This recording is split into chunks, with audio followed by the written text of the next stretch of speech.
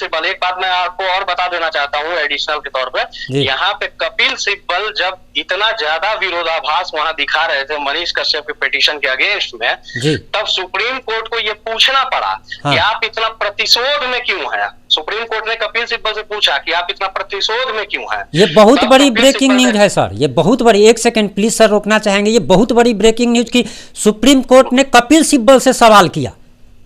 जी बिल्कुल बिल्कुल, कि आप इतना प्रतिशोध क्यों दिखा रहे हैं इस केस में।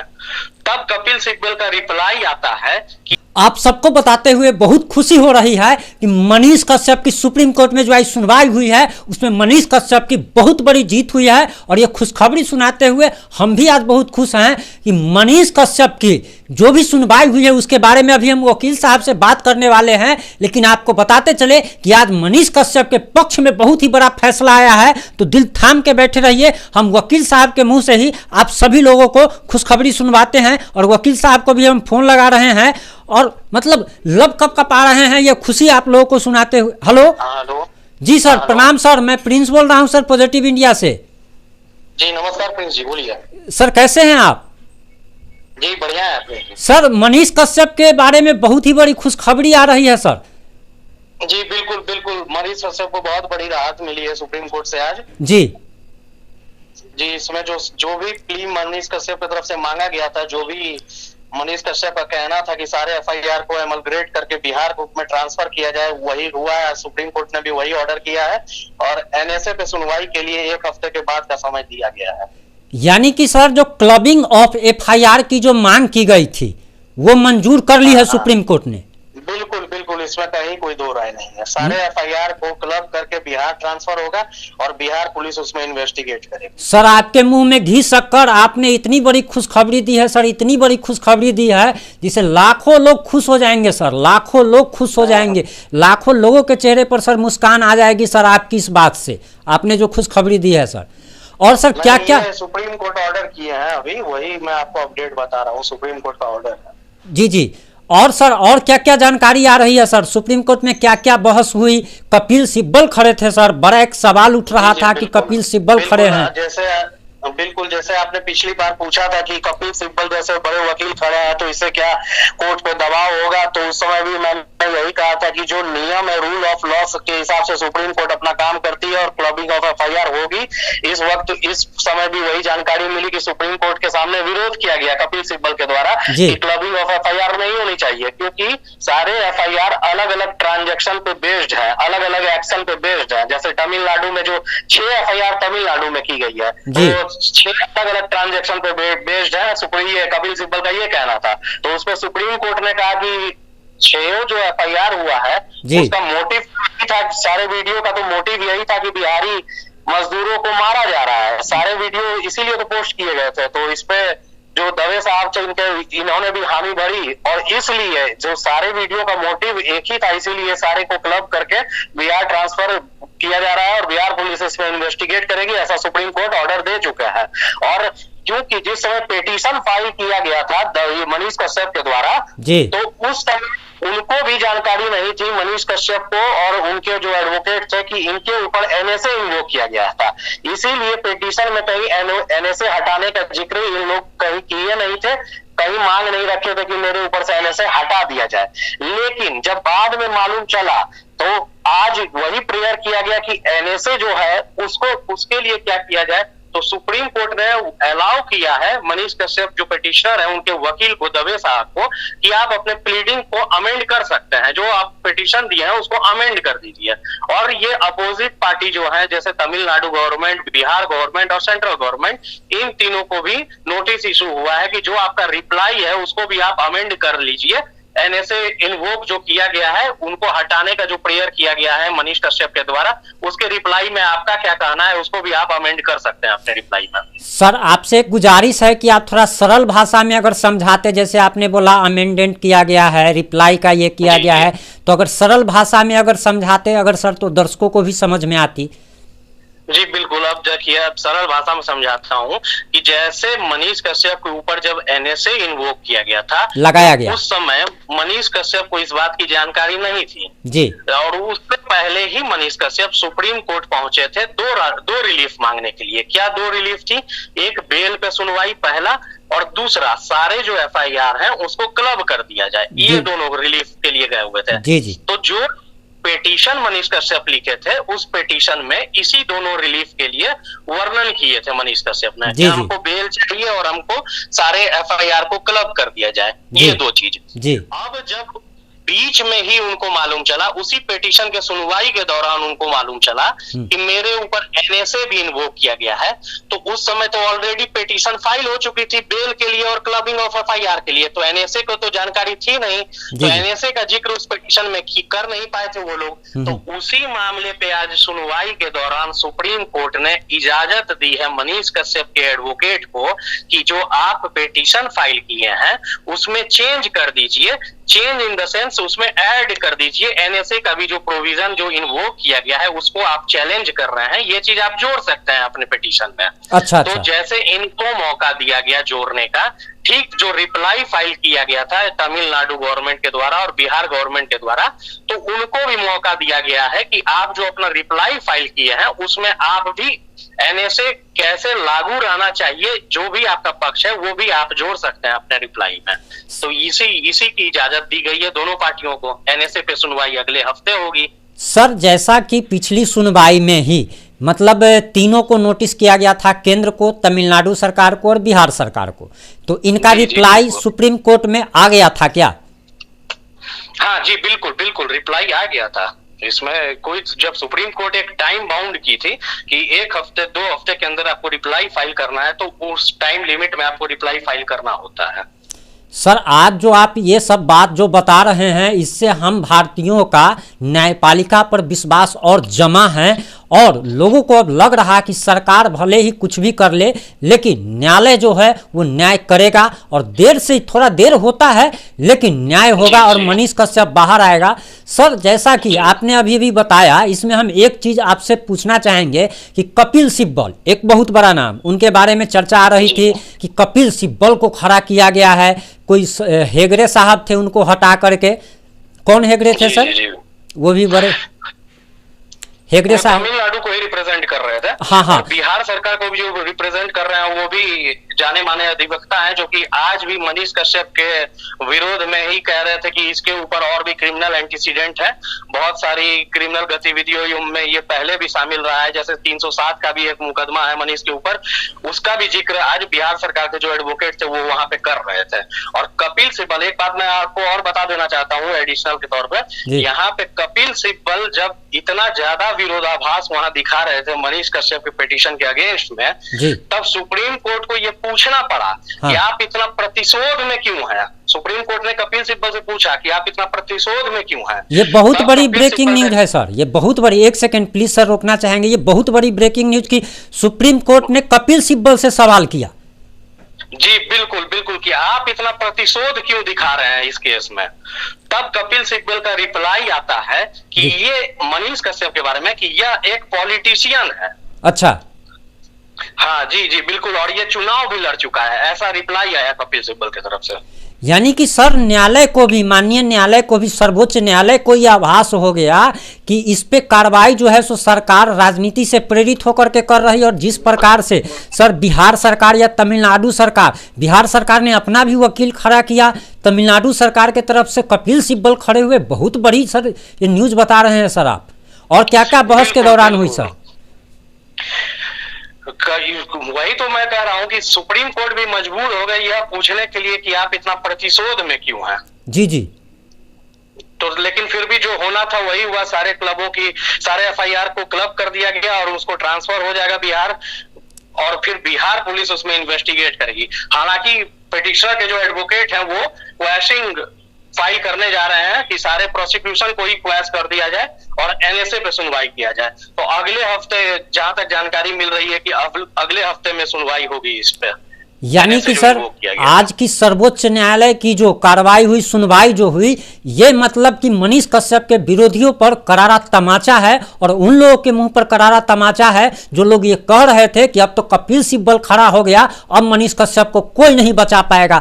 आज के बाद से भारतीय न्यायालय पर, हमारे जो सर्वोच्च न्यायालय है उस पर और ज़्यादा विश्वास बढ़ चुका है। और सर आप आगे और ये बात बताएं कि मनीष कश्यप ने उनकी जो सुप्रीम कोर्ट में कपिल सिब्बल की जो दलीलें थी उसके जवाब में मनीष कश्यप के वकील ने क्या क्या कहा सर? मनीष कश्यप के वकील का सिर्फ यही कहना था कि अभी जो ग्राउंड मेंशन है, अभी जो भी एलिगेशन लगी है वो जांच का विषय है कि क्या इसने फेक वीडियो बनाया या नहीं बनाया, लेकिन इसके ऊपर प्रतिशोध करके इसके ऊपर कार्रवाई की जा रही है। 6 एफआईआर तमिलनाडु में दर्ज है, 3 से 4 एफआईआर बिहार में दर्ज है, जो कि सरकार की मोटिव शो करती है। इसलिए सारे एफआईआर को क्लब करके एक जगह इसका इन्वेस्टिगेशन हो और वो बिहार में होना चाहिए। तो सुप्रीम कोर्ट ने ये पूछा भी कि मनीष कश्यप कहां से रिलेट करते हैं, तो उनके वकील साहब ने बताया कि ये बिहार में है, तो इसलिए बिहार जाके क्लब किया जाएगा सारे एफआईआर को और बिहार में इसकी इन्वेस्टिगेशन होगी। ये चीज को वहां पे बताया गया आज। ये बहुत बड़ी राहत है सर, बहुत बड़ी राहत है। और न्यायालय पर भरोसा सर इसीलिए जम रहा है कि गरीब लोगों को न्याय मिलना काफ़ी इस देश में मुश्किल है। और कपिल सिब्बल जिसके पीछे लगा हुआ हो, कपिल सिब्बल जैसा वकील, 2 राज्यों की सरकार लगी हुई हो और उसको सुप्रीम कोर्ट से माननीय न्यायालय पर यह भरोसा बढ़ा है। और सुप्रीम कोर्ट का फैसला आज का ऐतिहासिक फैसले के रूप में हमेशा याद किया जाएगा कि गरीब गुरबों को भी न्याय मिलता है इस देश में गरीबों को भी अगर कोई सुनता है तो वो हमारे देश का सर्वोच्च न्यायालय है। और सर आप आगे बताना चाहेंगे क्या कि सर कपिल सिब्बल ने जब सुप्रीम कोर्ट जब ये सुनवाई कर रही थी और जब क्लबिंग ऑफ एफआईआर की मांग मंजूर कर ली गई, तब सुप्रीम कोर्ट में कपिल सिब्बल ने विरोध में क्या क्या कहा सर? कपिल सिब्बल का कहना यही था विरोध में जी कि जो भी एफआईआर दर्ज हुई है, सारी एफआईआर अलग अलग घटना के लिए दर्ज हुई है, अलग अलग एक्शन के लिए दर्ज हुई है, इसीलिए क्लबिंग ऑफ एफआईआर नहीं होनी चाहिए। तो उसी पे सुप्रीम कोर्ट ने कहा कि सबका मोटिव यही था, सारे वीडियो जो बनाए गए हैं फेक, जिसको आप लोग बता रहे हैं, सबका मोटिव उसमें यही कहना था वीडियो के द्वारा कि बिहारी माइग्रेंट्स के ऊपर बिहारी लेबर को मारा जा रहा है। तो जब मोटिव यही था तो क्यों ना हम क्लब करें सबको, सारे एफआईआर को क्यों ना क्लब कर दिया जाए। यानी कि सर 1 मिनट आपका समय लेंगे कि यानी कि आप ये कहना चाहते हैं कि सरकार की जो भी मंशा थी, जो लोगों का आरोप है कि सरकार चाहती थी कि मेंटल रूप से टॉर्चर किया जाए, कि अगर 10 जगह केस रहेगा, 10 राज्यों में दौड़ना पड़ेगा, 10 जगह दौड़ना पड़ेगा, तो उसे एक मानसिक रूप से तोड़ने की जो कोशिश थी वो एक सिरे से नाकाम कर दी है सुप्रीम कोर्ट ने।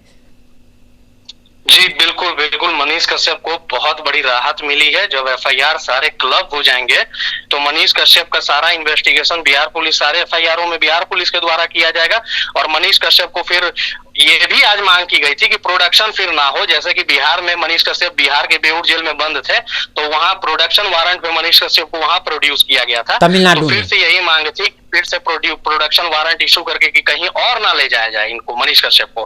तब उसमें सुप्रीम कोर्ट ने पूछा कि अभी कहाँ पे है मनीष कश्यप डिटेन किया हुआ, तो इनके वकील ने बताया कि अभी मदुरई सेंट्रल प्रिजन में है। तो सुप्रीम कोर्ट ने बोला कि अभी वह फिलहाल वहीं रहेगा, वहां से वह कहीं नहीं जाएगा जब तक कि इसका सुनवाई ना हो जाए। अच्छा, मतलब कि अगर दूसरे राज्यों में अगर भेजा जाता है या प्रोडक्शन वारंट द्वारा दिया, तो सरकार की जो कोशिश चल रही है परेशान करने की, वो अब आगे से नहीं की जा सकेगी। दूसरा चीज की बच जाएगी, वो एक ही जगह पे रहेंगे, मदुरई सेंट्रल प्रिजन में रहेंगे। और अगले हफ्ते एनएसए जो इन्वोक किया गया है उसके ग्राउंड को जो चैलेंज किया गया है पिटीशनर के द्वारा, उस पर सुनवाई की जाएगी सुप्रीम कोर्ट में। यानी कि सर सरकार के तरफ से, जो तमिलनाडु सरकार हो, बिहार सरकार हो या केंद्र सरकार के तरफ से जो जवाब आया है,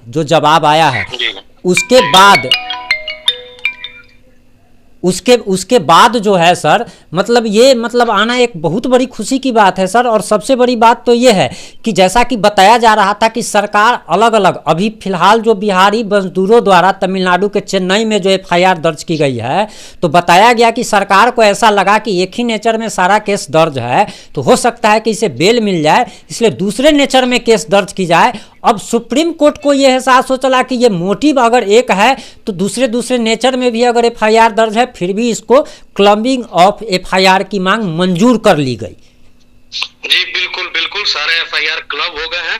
अब सारे एफआईआर को बिहार ट्रांसफर किया जाएगा और यहीं की पुलिस इन्वेस्टिगेट करेगी। अब सर लास्ट में आपसे 1 मिनट समय लेंगे प्लीज सर, आपका बस 1 मिनट और कीमती वक्त चाहिए कि सर एनएसए अब तो सर जो भी कार्रवाई सुप्रीम कोर्ट की हो रही है, इससे कहीं ना कहीं अब लग रहा है कि अब सुप्रीम कोर्ट एनएसए को हटा सकती है, और ये बात दावे के साथ कहा जा सकता है इसीलिए कि सुप्रीम कोर्ट ने आज जो बात बोली कपिल सिब्बल को कि आप प्रतिशोध के साथ आप जो बोल रहे हैं, ये कहीं ना कहीं झलक रहा है कि प्रतिशोध की भावना से सरकार कार्रवाई कर रही है। तो लग रहा है सर, क्या आपको भी ऐसा लग रहा है कि अगली सुनवाई में इनसे हट सकता है क्या?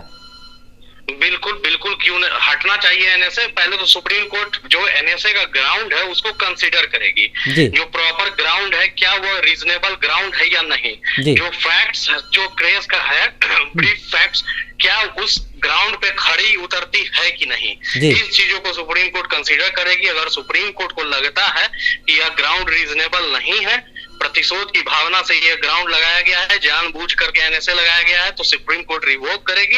और अगर सुप्रीम कोर्ट को लगता है कि कहीं अगर रीजनेबल ग्राउंड है तो सुप्रीम कोर्ट इसमें 3 ही चीज कर सकती है, या तो रिवोक करेगी, या तो रिवोक नहीं करेगी, या तो सुप्रीम कोर्ट डायरेक्शन देगी कि मनीष कश्यप का जो डॉक्यूमेंट्स वगैरह के साथ जो इंडिपेंडेंट एडवाइजरी बोर्ड होती है उसके सामने मनीष कश्यप प्रेजेंट हो और उनका निर्णय जो होगा वो मानना जाएगा। यही 3 चीज सुप्रीम कोर्ट कर सकते हैं, यही ऑप्शन भी है। सर एक चीज हम आपसे पूछना चाहेंगे कि जैसे कि अब सरकार के द्वारा लोगों के द्वारा ये कहा जाता है कि राजनीति से प्रेरित होकर कार्रवाई की जा रही है। मनीष कश्यप पर आप एक वकील के नाते और एक स्वतंत्र नागरिक होने के नाते आपका क्या विचार है कि क्या आपको लगता है कि जो ग्राउंड दिया गया है, मनीष कश्यप ने वैसा कुछ आतंकी गतिविधियों वाला या देशद्रोही वाला तो काम नहीं किया है कि उस पर एनएसए लगाया जाए?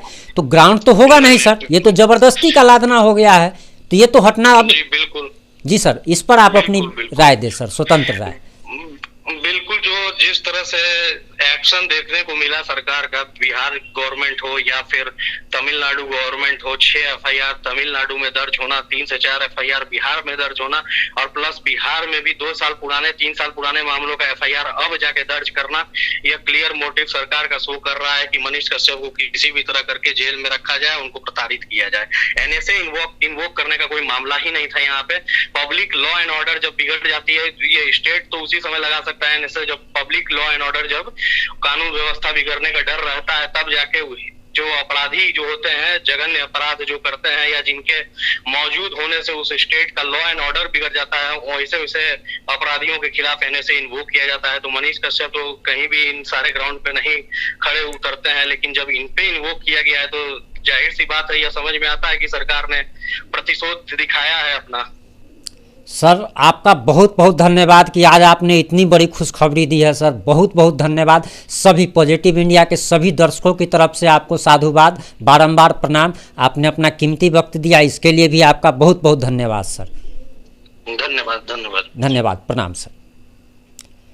जैसा कि आप वकील साहब को सुन रहे थे और इन्होंने साफ साफ कह दिया है कि अब एनएसए भी हटेगा। और एक बात जान लीजिए कान खोल करके कि सरकार जो चाहती थी कि अगले विधानसभा चुनाव तक मनीष कश्यप को जेल में रखा जाए ताकि वोट बैंक ना बिगड़े, लेकिन अब वोट बैंक का बिगड़ना तय है। और जो भी सरकार मनीष कश्यप को राजनीति से प्रेरित होकर के फंसाने का काम कर रही है, ये सरकार का चेहरा बेनकाब आज सुप्रीम कोर्ट में हो चुका है। और आपको बताते चले कि जैसा कि वकील साहब ने बताया कि सुप्रीम कोर्ट ने सरकार, तमिलनाडु सरकार के वकील कपिल सिब्बल जैसे बड़े नाम को साफ साफ कह दिया कि आपके मतलब बातों से लग रहा है कि आप प्रतिशोध की भावना से मनीष कश्यप पर कार्रवाई कर रहे हैं। और जिस प्रकार से खिलाफत की जा रही है वो भी आज मुखौटा सरकार का उतर गया है। सुप्रीम कोर्ट ने धज्जियां उड़ा दी, और कैसे धज्जियां उड़ा दी वो आप सभी लोगों ने देखा। वीडियो को ज़्यादा से ज़्यादा शेयर करें और हर उस मनीष कश्यप के